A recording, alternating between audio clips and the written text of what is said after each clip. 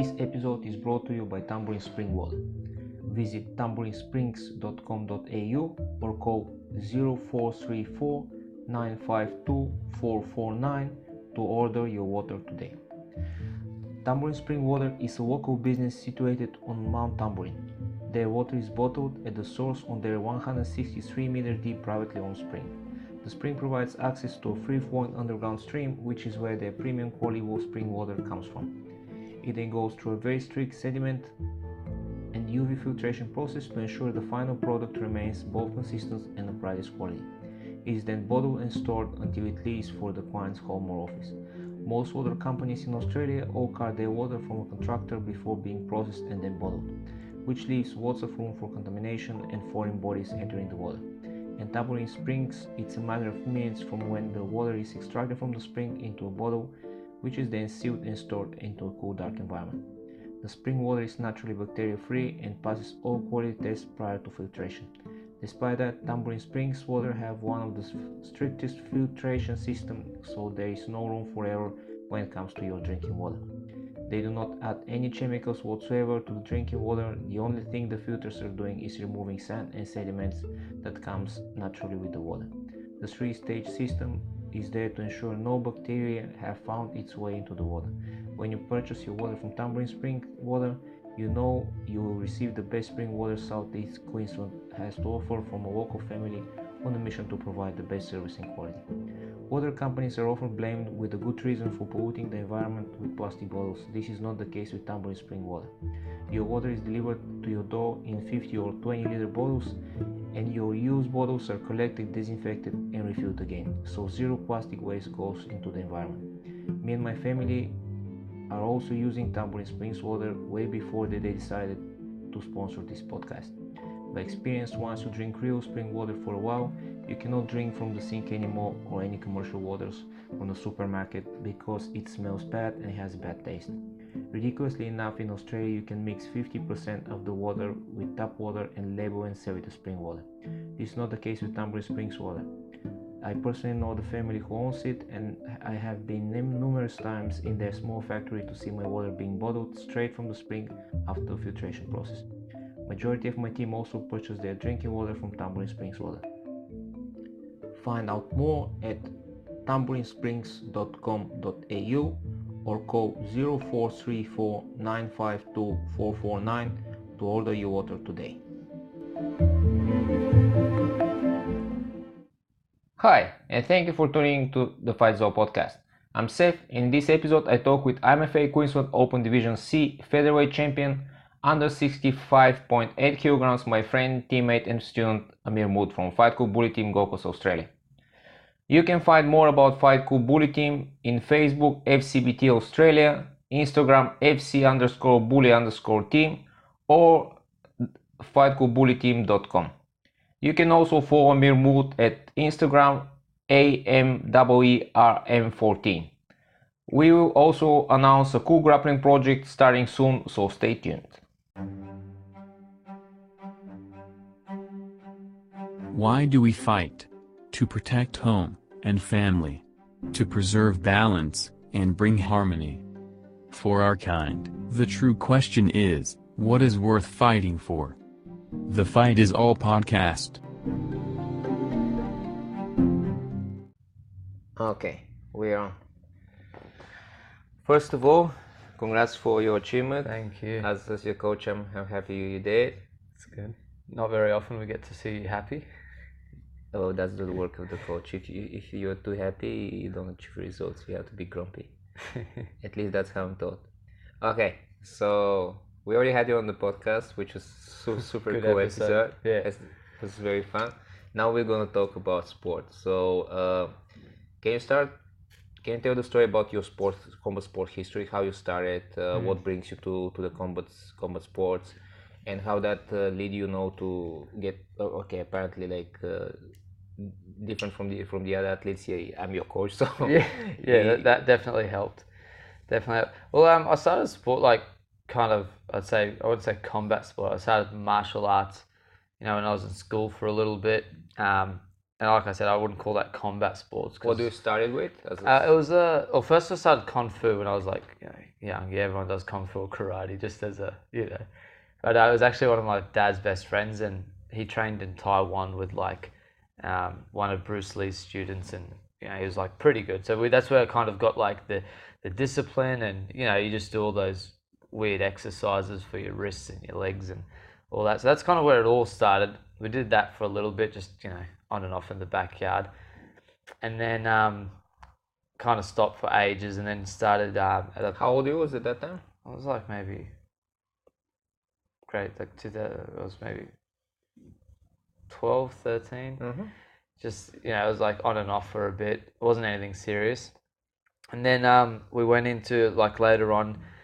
I started training at what do they call it? It's like it's like French kickboxing. I can't remember the name of it. Savate. It's like savate. So like they kick, and they have your power hand forward and your power leg forward. That's kind of it's form of kickboxing. I have seen savate fighters on kickboxing comps, and I actually know, like, I saw a good one when I won K1 match in Greece. There was a Moroccan guy who was a savate guy. Like, we was fighting K1 rules though, so like he was fighting another Greek guy, but we was hanging out like before. Like Moroccans are like tough guys, like kickboxing their national sport. So like he was telling me about savate and how like you can actually kick straight to the knee, like, which is normally not the work in most kickboxing. It's interesting style. It's very interesting. It's interesting now. It's one of these not so popular kickboxing styles, and also European style. Like it derives somewhere, like I think like 16th century in Europe. As a fighting style. Like I don't know if you have listened to this episode with Peter, like for the European martial arts. Like he's doing this medieval fencing, but they are actually martial arts like who derive from Europe. Most people think about like everything comes from this, but they actually like quite efficient martial arts that come from Europe. Well, this one's very efficient because it's all about speed. It's not like one punch you're gonna knock the guy out. It's all about just hitting them in and out, and that's where I actually started. I learnt to kick off my right foot because I'm right-handed, left-footed. So I never used to kick with my right foot. Before I was Kung Fu, we didn't kick or do anything silly. But that's where I actually kind of started to learn to kick off my right because I'm a bit weird, right-handed, left-footed rather than right hand, right foot, or left hand, left-footed. So got the best of both worlds in that situation. But so I did that, and then that was like on and off for a bit, and then I started later, not long ago, maybe 3 years ago, I was trained a bit of MMA on the Gold Coast, and then not long after that I met you, and then we've been training in the garage, and then eventually the gym ever since then. And that's where I think it all, because I did a bit of jiu-jitsu, like you did bits and pieces and you're all scattered, but where it all came together was when I started training with you, and there was more of a wrestling, because I was always too excited to get finishes and do all crazy shit without having the bases. So it was good to get that side of the equation sorted. Yeah, it's important to have like a base, and then everything else sticks, but if you just have random stuff that come here and there, you have pieces of the puzzle that are not in place, so you cannot have a picture. You need to have like the core of the puzzle, and then like the advanced pieces come just in place. Definitely. So that's kind of my journey. It's not really like I'm sure there's some better stories and journeys, but there's nothing exciting with my one. It's pretty just straightforward, all in the Brisbane and Gold Coast, and it's good. So I know the answer of that, but how your preparation went for this competition? And I know it was quite a bit of a crazy. It was shit. The training side was good. Like the training side, obviously we're very methodical with how we train, and that was good. But the build up was absolutely dog shit. Like you saw picking up the mats from the ports in Brisbane and dealing with like troubles in the gym, and then work, and it was just. Honestly, like I think if they tell the story about the last week, it was quite hectic. Like I haven't spoken it publicly, but we had a crazy week prior to the comp. I was trying not to keep you not involved as much as I can, just because I know you had to fight. But I had to because in the end I It's need like help. it wasn't a one-person job. But yeah, so we were waiting for our mats to come from China, which is what the tournament was based on. The octagon style mats, which is something different, and we're actually quite proud of to have. But yeah, they were coming from China, and they were scheduled to arrive. I think it was like 2 days before the weekend of the competition. And the shipment was arriving, and then the ports were telling us that they may take up to 5 business days to unpack. So we started losing our shit, going, "Oh fuck! Like, how are we going to get this done?" So we ordered for an urgent unpack, paid for that because in Australia everything costs you money. And then after that we got the customs clearance. We came in a little bit above than what we expected, but then the freight forwarder was the one that really stuck us good. Anyway, details aside, we got absolutely destroyed in fees and then we went with the ute down to youth Brisbane. of one of our members. Yeah, one of the thanks members. to him, Dave is awesome. Yeah, good. And we have like everything just pretty much piled over the ute. It was driving from Brisbane up to the Gold Coast, and that was like, and it turned out that day, like with all the rushing around, me and Sev both had very small breakfasts. So Sev, I think, had a protein shake. I had this little last night. I had a little oregano wrap in the morning. So finally we're on our way back from Brisbane. There's a bit of traffic, which is normal. This was, what was it, Thursday? Was Thursday before the comp. Yeah, so Thursday. So on our way back, like it was, I think we ended up arriving at 5 o'clock at the PCYC. Yeah. And then Sev had a security shift that night. So then, we had to drop the mats. And we got there, they're like, "Oh, we don't have anywhere to store them." We're like, "Bullshit, you're keeping them here." So eventually sorted that out. Went to the Marquetta, it was good actually because I didn't have to cut weight for this fight. So originally I was dropping to fight at 61, but then the lack of you got more in brackets, so it went up to 66. So it was good. So we went and had a Mexican quesadillas, and we got to do a podcast about Melbourne eventually, so they know the stories. But like you have this this tradition with the Mexican food before. But tell the story about Melbourne now. It's funny story. So Melbourne, like I'm Lebanese, so I got a lot of family in Melbourne. So we went there year and a half. So we're speaking about the first fight of Ameer. That was in Arnold Classic. It was organized by IMMAFA. Yeah. So it was in Melbourne. Was it 2017? It was 2 years ago, I think. Yeah, 2017. Yeah. Something like that. Yeah. So I was back from Asia 2016. So that 17. that should be 2017. Yeah.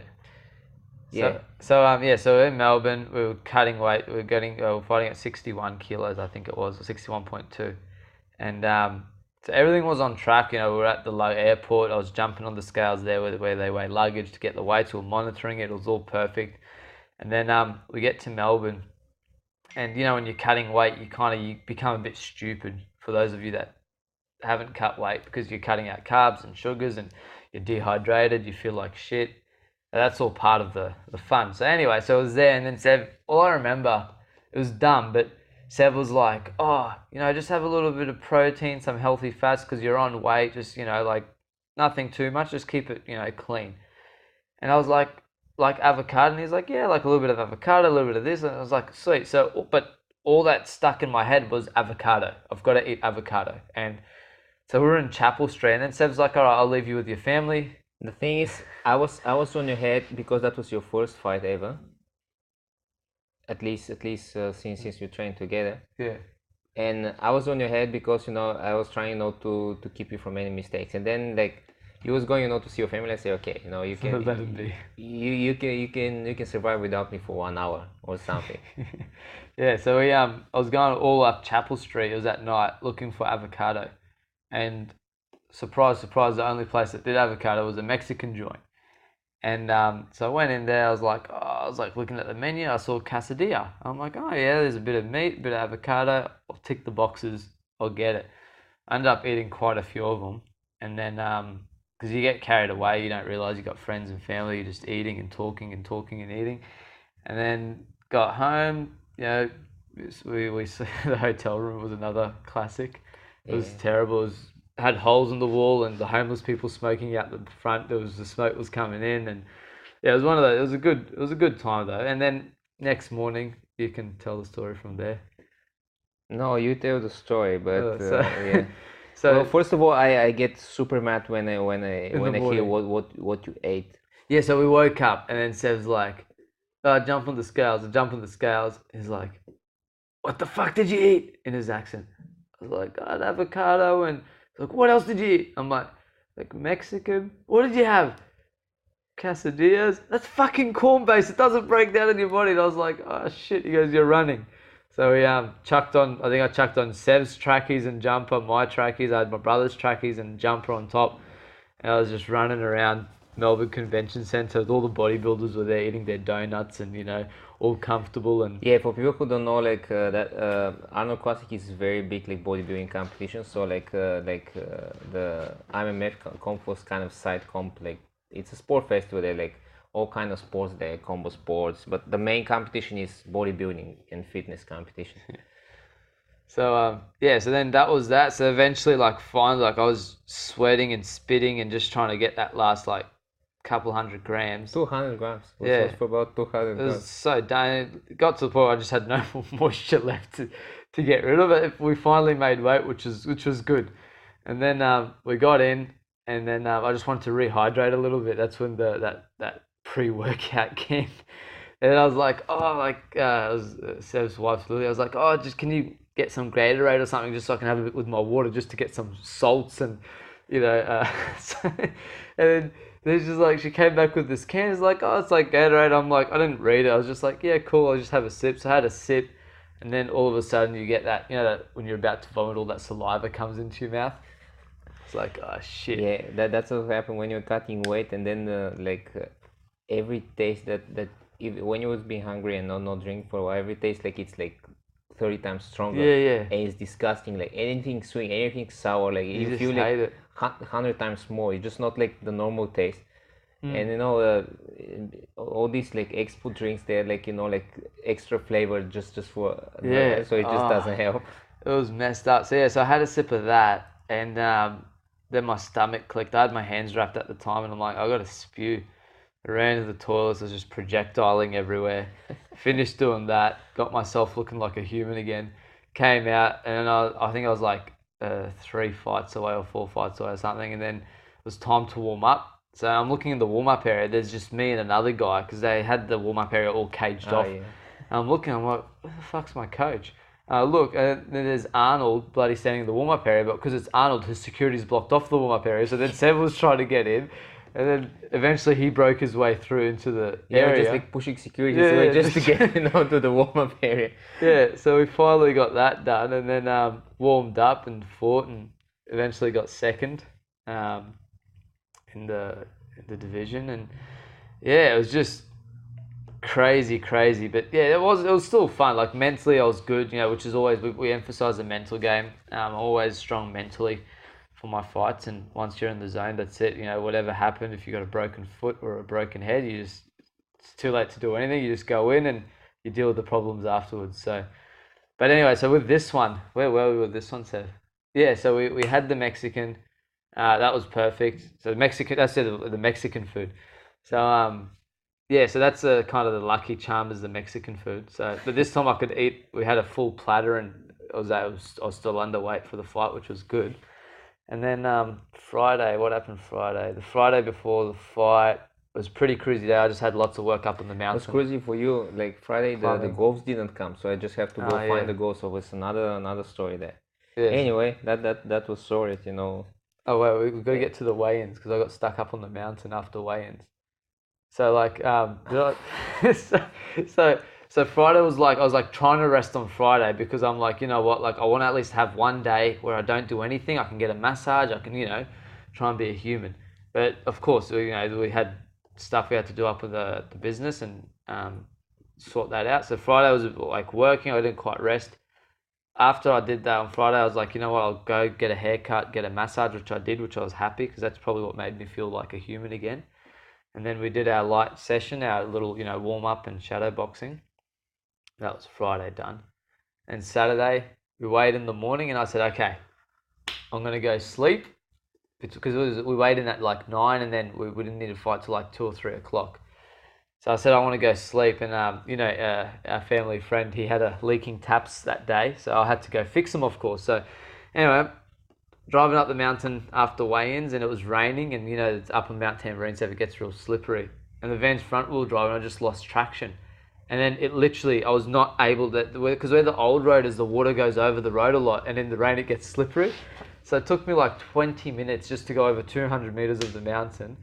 When I finally got to the top of the mountain, Eddie's calling me, hey, I need the taps, you still coming? Like, crap. So I was like, you know what, I'm not meant to have rest. I went to Reese, bought the taps, bought the plumbing gear I needed, came back to the comp, and then we fought. You know, it was a messy fight, I'd call it. It wasn't, you know, I wouldn't be pretty critical of myself and how I performed, but we ended up getting the win, and yeah, it was a bit of a war, but it was good. No, it was a good fight. You know, you had quite a good opponent. The guy was. It was a tough guy. Tough guy. So which was good. That's the point. You know, you want to fight with a decent opponent so you can grow. So there's quite a bit of discussion going on the Facebook page. You know, people like for cage and why I was not in cage and stuff and against the match. So now, like we were speaking about Melbourne, you actually compete in both. Yeah. You compete in cage in Melbourne like before, and you compete on mat now. So how do you would compare the both experience? Do you find any difference or? Look, for cage, I think cage you'll get more finishes. There's no doubt. You know, whether it's a wrestler or a striker, whoever can bring the game to their side or into their own game that they're, you know, say a grappler versus striker, the cage can benefit the grappler if he's got good, you know, takedowns, and then the cage can also benefit the striker if he can keep it striking. So the cage is like, if you want to call it, it's like a steroid. It's only going to increase the likelihood of either one winning, depending on who can bring their game. The mat, I feel in the mat, to implement your game plan, you've got to be more technical, I believe, because you don't have the tools of like boxing someone in or cutting them off. I fatigued like a lot quicker than I expected because I had to be moving so much because my guy was bigger than me. He was walking me down. He was he wanted to kind of brawl. That's what I was, you know, getting. So I had to keep moving a lot. And with the mats, you've got to do a lot of moving. It's not like a cage. A cage, you can change the angle, get him up against the cage, and you know, work takedowns and stuff. But first round, I struggled a bit with getting him down because there was nothing where I could pin him up against and work it. It was very slippery and awkward. So the cage, you just got to work harder on the mats. That's all I believe. In terms of if someone wants to fight, you'll fight on the mats or on a cage or whatever you've got. You know, like couple of Khabib's pro MMA fights were on mats. So at the end of the day, it's just I think people that want, the main people that will kind of get angry about it or make a scene about it, they might not like me saying that, but are the ones that want, you know, the show of like, oh, I fought in the cage, like, look at me. It's like, at the end of the day, anyone that's doing combat sports has got balls. That's the bottom line. Whether you're in a cage or on the mats, you know, anyone can get knocked out, anyone can hurt themselves. Well, so. The thing is, if you look over the general statistics, actually the cage is dominated by athletes coming from a mat-based sports. Either wrestlers or BJ guys. Because you've got to be better, you've got to be more technical. Because my perspective, and that's why I actually support like amateur fights on mats, is because on mats it's harder to finish and implement your plan. Which means you have to win by game plan, by strategy, by technique, and that. So the same the same as like when you're getting better in the game, in the sports, like depending how much, of course, depends of the quality of mat time, but like generally depends on how much mat time you have. Yeah. Being good as an athlete, as a competitor, you're becoming with your fight experience. You gain more fight experience. You spend more time fighting. Yeah. And that's what actually mat gives to you, because it's harder. It's a bit harder to finish. 100%. It forces you to polish your technique and your game plan, and to impose your game for longer time, so you actually 100%. Get more competition experience than if it was in confined area. 100%. And at the end of the day, it's harder, but at the same time, it's safer because injuries happen for what we call finishing in MMA in combat sport. It means you're knocked down or like or you're cranked or in submissions. And submissions are like normally you tap. You know, it shouldn't be an injury, But the most dangerous is getting concussion, because is getting you don't get concussed. better at. You don't get, your chin Yeah. never gets stronger. Yeah, and especially for trying not to build a grassroots MMA from for people just to be able to practice the sport before they excel it into national level when they compete in cage. I think like the mat is very beneficial because they give people the chance to experience and to practice their sport without being injured before they reach national team level when they have Go to in cage. go in Because cage, going in qualify. cage is very easy transition. Like, I know people probably go, oh, you got it. Going from mat to cage is easy transition. There's Well, I went from mat to cage. Okay, Yeah. I had like a ring experience, but the it principles doesn't are the change. same. It The doesn't only change thing is nothing. Like actually, no. Like when I had to play like takedowns in cage, it's actually easier because the guy cannot run away. The cage is actually helping to grab it and to turn it. The cage is practically similar as ground game. It's just the ground is vertical. Yeah. But other than that, is very similar. 100%. And you wouldn't, and like the only thing that you'd, for someone that say never competed in a cage, is like takedown defense off the cage is something that you'd have to train, but you won't have to learn anything new. Everything else is the same. The thing is cutting corners. There's of course there's a bit tips and tricks with the cage, like takedowns, but from the guy who is pushing the takedowns, the cage is more helping helping you to get the takedown. It only changes the game in a way that if you're a guy who is trying to keep standing, so you're not the guy who is playing takedowns, it helps you to stand up. Yeah, that's a bit different. It helps you pin someone against there. It support people who are like don't have a good takedown game, so they're not pushing the takedown game. It help them to to stand up. Yeah, that could be a difference. But what I wanted to say is, as technical arsenal, the techniques that I perform with the cage are, of course, it's there bits and tips there. There's like interesting thing there, but compared compared to the other number of techniques in standing including striking, clinch and takedowns and ground game, it's they're less than 20% of the game, I would say. Probably that's even but more. even then, if you're able to take someone down without a cage, taking someone down with a cage is going to be easier. That's what I'm saying. So if you have a good takedown game, the cage is actually helping you takedown game. Because that's the thing. Like, I found like you can't really push, like, with mats you can't go for a double and just keep pushing. Because if you push, you're off the mat. So you got to cut the corner. You've got to change a few things. You got to be more proficient at your art. Whether you're a striker or a grappler or whatever your game plan is, you've got to be more proficient to have more success on the mats. Because we had to pretty much change. Originally we wanted to take him down, and then I didn't have much luck, and then we had to change tactics a couple times throughout the fight to get where we wanted to get to. So I found it actually harder fighting on mats because it's harder to finish the guy. Like you saw, we hit him with some good shots, and it's just harder. It's not that simple. So, but at the end of the day, it's the ones that are going to really kick up a stink are the ones that want, are the same ones that are going to compete in like other fight nights and stuff to,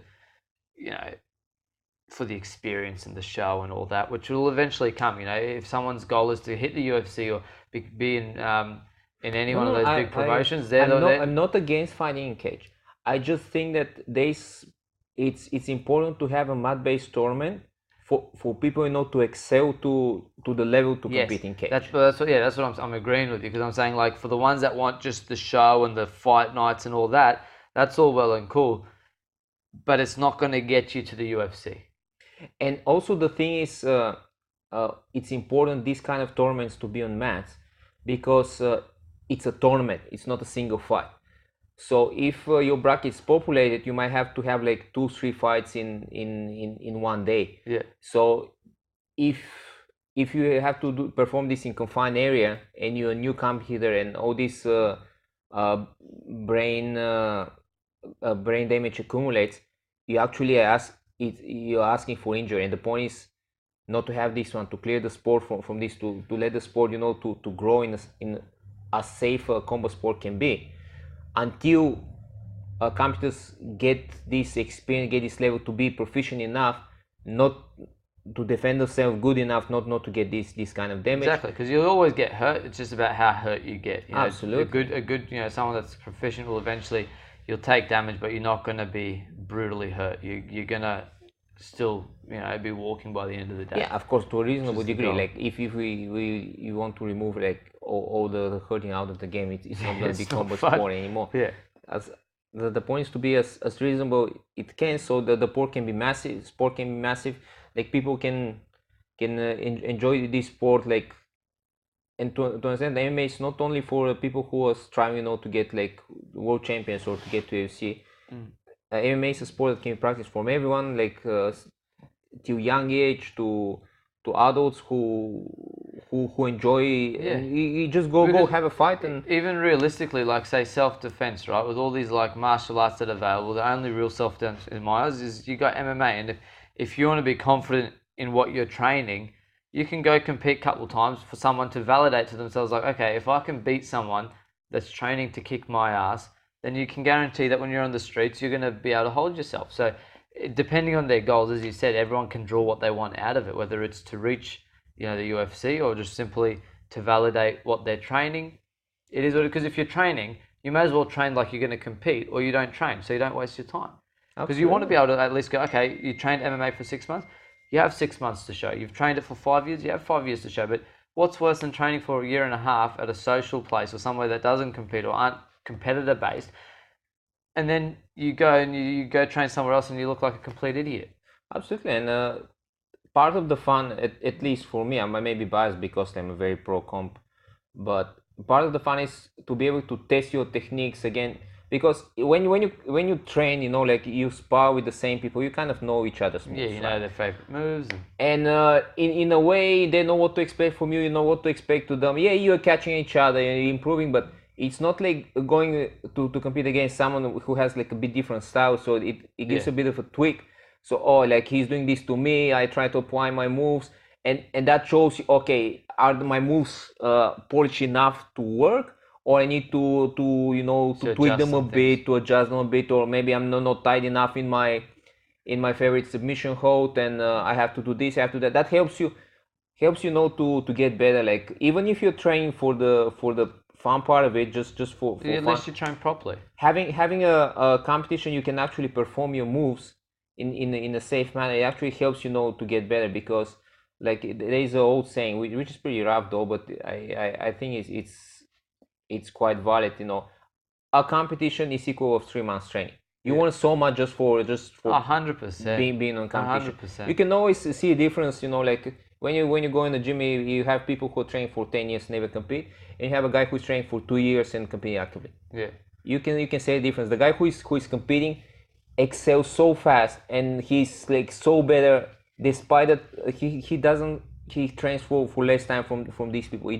The intention that you put is very important. Exactly, because it all becomes very different when you got to compete compared to your sparring, compared to what you're doing. You've got to make sometimes like adjustments, and things aren't always going to go to plan. You might walk in with a certain game plan, but at the same time you've also got to be able to adapt. And I think that's the most important thing, is being able to adapt to what the fight's giving you. Because you might walk in, you've got your strength, he's got his strength, you want to try and bring the game to your side, but then you might see something else there that's a big opening. You've got to be able to take it and make the relevant adjustments and capitalize on it. So well, I was very happy as being organizing this tournament of the atmosphere, because it's rare to see on a fight tournament like people pretty much like warming up together, go having a fight, and then coming back chatting. Like it was very friendly atmosphere, which is very rare for MMA tournament. It was like pretty much like warming up together. You didn't have to separate blue corner and red corner. Going up together, like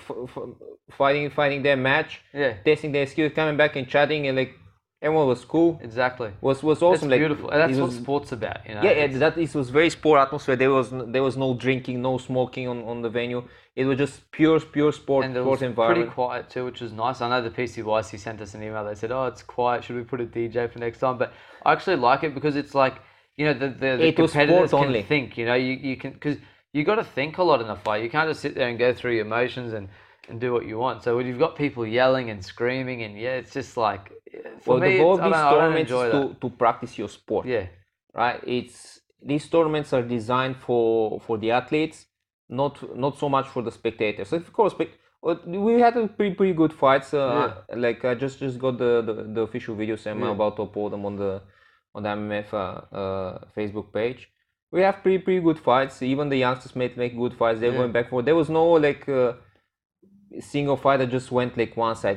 There was very balanced, so everyone was able to show their skills, win or lose, to learn from their mistakes. And I think everyone at least the feedback I got up to now from the other guys who get gold was pretty positive. They all have fun, and next time everyone's promised they will come with a bigger team, so should be fun eventually in Sydney. Yeah, Sydney will be good. But yeah, so that's it was definitely a successful competition, I reckon. It was but like you said, the sportsmanship is the best thing, you know, and you could, because you know when you fight, you've got bad intentions. Obviously, you don't want to hurt the person. You know, like when you say bad intentions, everyone thinks, oh, MMA people are savages. Like, you know, I pray before every fight, every competition. Like, I don't know if I've told you this before, but I pray that everyone walks home uninjured.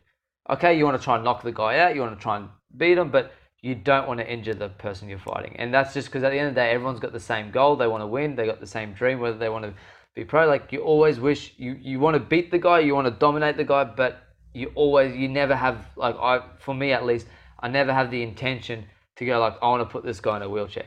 It's never like that. You always wish him to be healthy afterwards. You wish for you to be healthy. He goes home to his family, you go home to your family, you know, regardless of how the fight goes. I mean, and sometimes it's not always going to be like that, but when you fight with intention, it's not evil intention. It's you're there to win. You're an athlete, and the thing is, like, win or lose, we all share the same dream. We want to get better in this this kind of crazy sport. Yeah, that's absolutely fair. You know, like you're trying to hurt the other guy, but it's kind of, you have a mutual agreement. We're gonna fight, but we're gonna fight within these rules. Yeah. And we both agree on that, so and we go full on. That's it. Full on, like, and then that's it. And I mean, like, I always get annoyed when you see these people throwing in late shots after someone's already knocked out, and but you know, it's always gonna be there. But this breeds good sportsmanship. Shows like this, it's not going to encourage shit talkers like fight nights. You know, everyone's going to try and sell tickets and talk shit, or sometimes, not all the time. I find this like recently, like since UFC got bought by these WWE guys, it is kind of getting more and more, but it's annoying, especially if you're into the combat sport and martial arts. That's annoying. And if you're more on the coaching side, or at least a bit on the coaching side, you see how bad influence that has on the sport, because the amateurs start trying to do it. They start to pick and choose fights and want to talk and as amateur, your goal is to fight. It doesn't matter what actually happens. Yeah.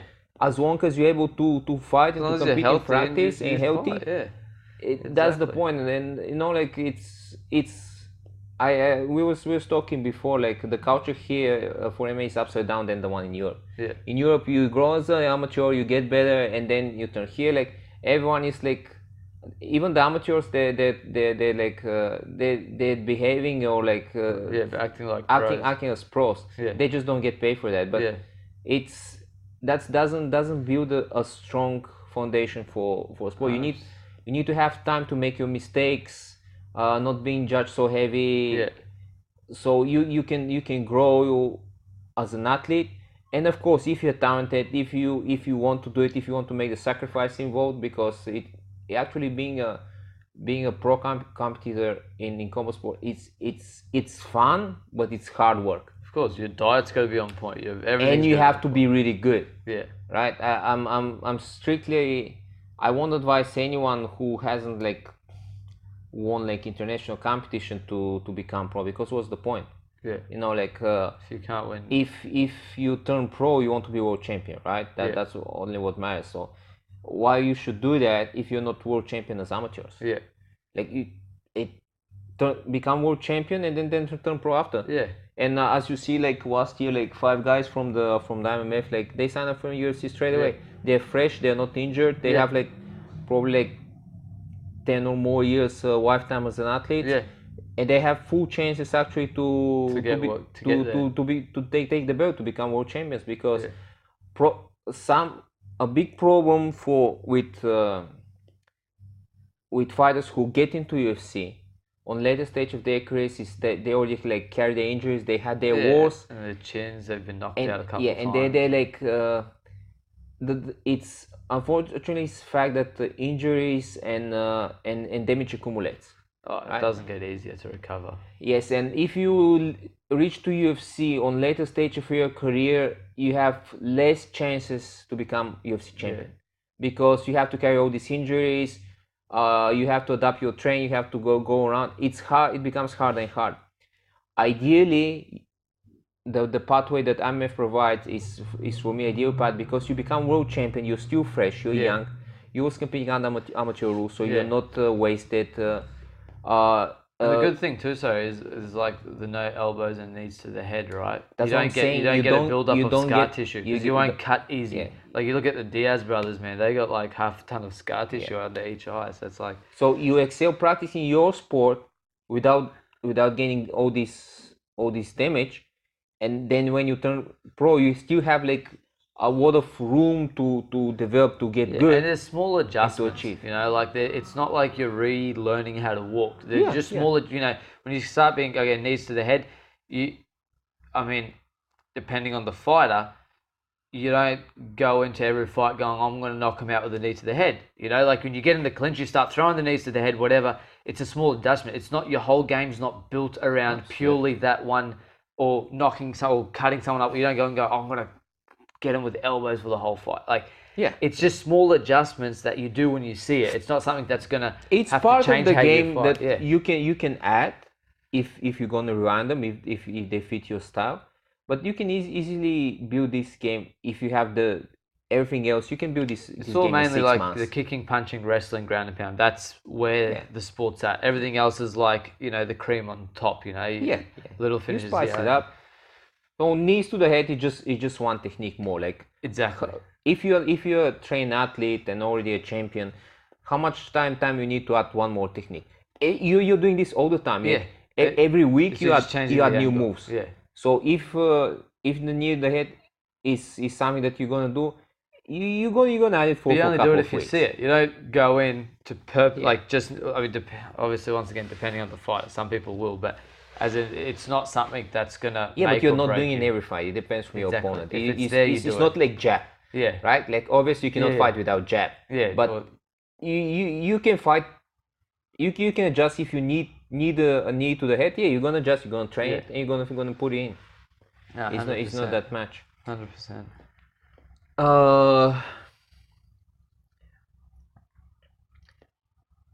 One more question, personal. Which qualities of yours you think made you champion in this competition?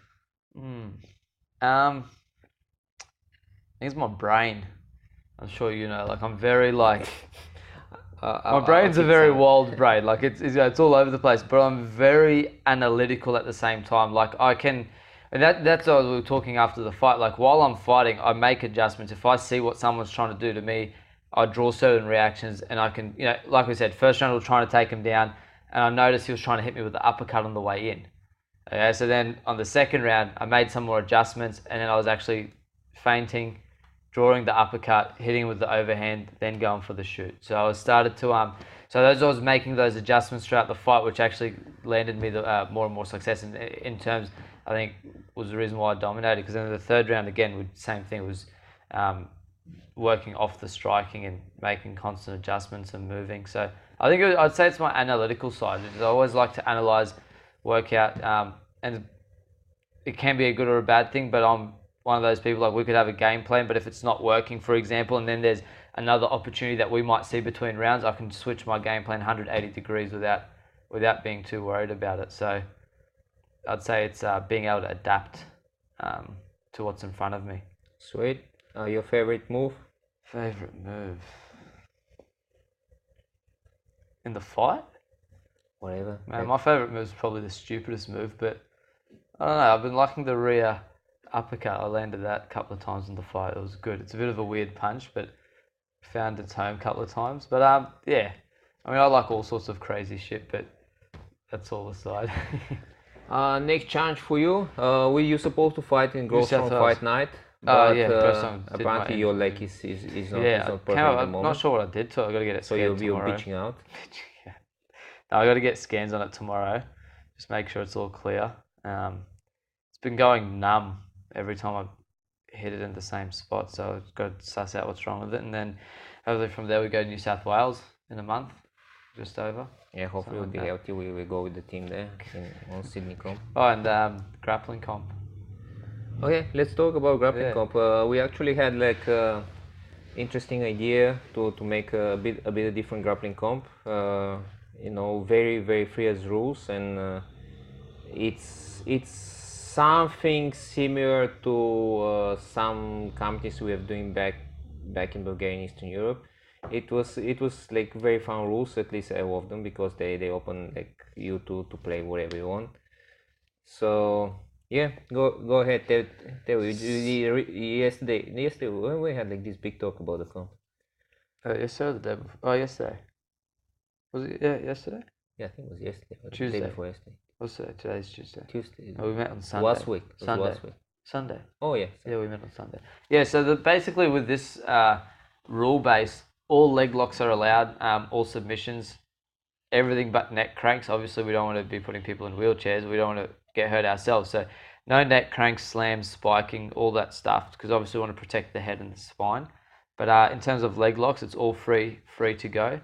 Obviously, with these rules, you know, sportsmanship's got to go hand in hand, because this is giving everyone a chance to play under fun rule set.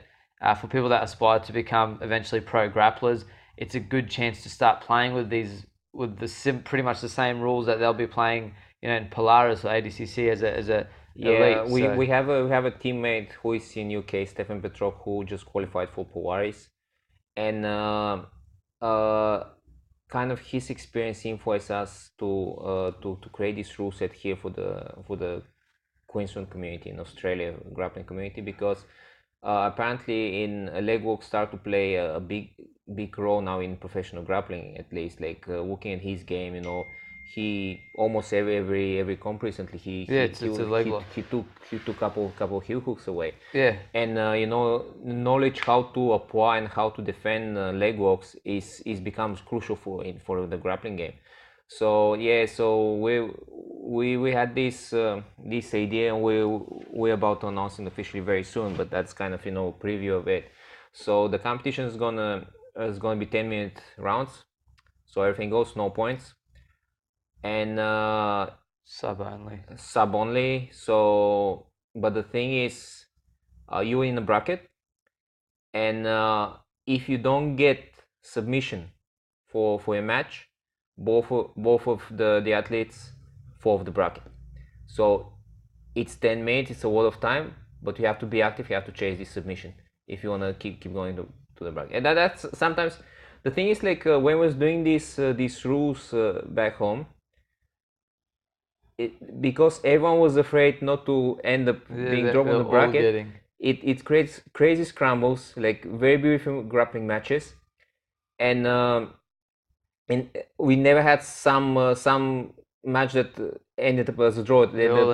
Someone will make a mistake, especially when they're both going at it. And especially with 10 minutes, when the scramble goes, eventually, you know, like and no one's going to wait till the 10 minutes. They all want to try and finish it quickly. And then, yeah, you have to finish it quickly, because then you have another 10-minute match, right? So you have to be super efficient with applying your submissions. So everyone was going hard, and was creating beautiful matches, because just the pressure that you have to finish someone, otherwise you fall off the bracket, makes you know to chase your submission, which is from my perspective is very good for developing your MMA game, because MMA game is about finish. Yeah. So this creates a hard competition that you know, pushes you to go to chase this submission finish. You got to go for it from the belly. You can't wait till the end, because it's too late. You're gone. Yeah, and that also, like, even if you're in inferior position, your opponent has to go for submission, which creates opening for you, you know, to play from the bottom if you're like in inferior position. So that's also like takes away stalling, because you cannot stall a match. You have to get a submission. So to get a submission, you have to risk. You're gonna lose, and your guy's gonna lose. But yes, that's we're pretty excited for that. And also we said we'll organise between the three divisions, we're gonna have beginner, intermediate, and advanced. whoever's got the most wins in each experience division, if we want to call them that, there'll be cash prizes available at the end of the year. So your wins get tallied up, and the last tournament of the year will announce the winners. So whoever's got the most wins out of the beginners in the adults, so from say 60 kilos through to the heavyweights, the person with the most wins in the beginners division, regardless of weight, will win. So the idea is we want people, and it's a good platform to actively compete under this pretty cool rule set. So we will be trying to hold them every 3 months. That's the goal. The goal is to have it regular, so everyone is and there'll be pretty good cash prizes. I mean, it just obviously depends on how well the tournament goes. But what do we say? We're going to put 20% aside, 20% from each tournament. Well, we'll like figure out. Like we're still about to look for sponsors and to see what we can do. So, but there will be good prizes. They're definitely going to be well worth the time. At minimum, the price will cover your competition's fee for the year. Yeah. And the idea is, like depends from the sponsors we're able to attract. It might go like make it good. The sky is the limit, 100%. Depends from the support that we get. So stay tuned, and that's going to be. Still going to come up for a name. So if anyone's got ideas, shoot them through.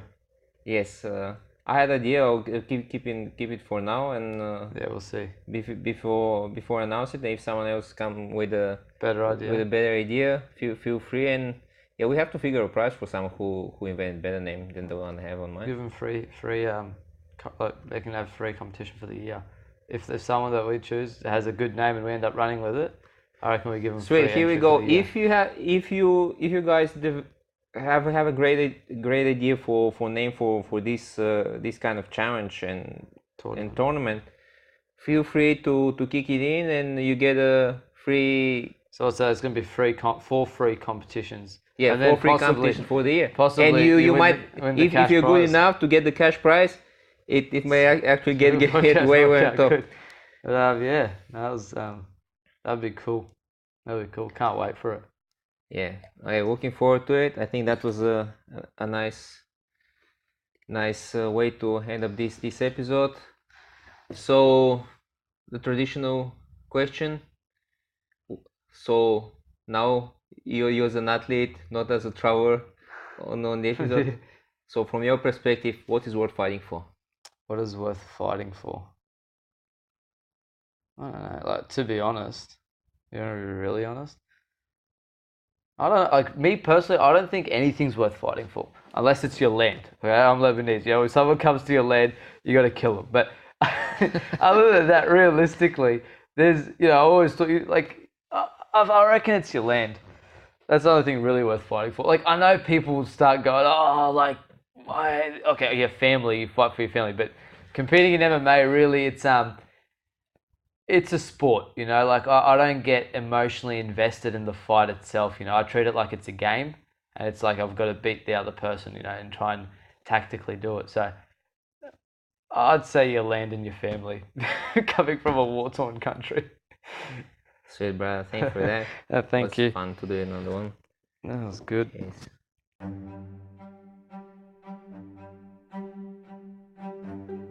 Thank you for listening to the Featherweight podcast. Subscribe in your podcast app to receive the next episode, where I talk with the man who introduced BJ in my country and is now working for ADCC as organizer and referee. He is also the man who created curriculums to introduce BJJ into Abu Dhabi public schools and armed forces. One of the very important people in the BJJ world, being very humble in the same time, whom I have the honor to call not only my great friend but also my first BJJ coach. He is advisor at Global Aerospace Logistics Corporation and BJJ Black Belt Lubomir Gechev.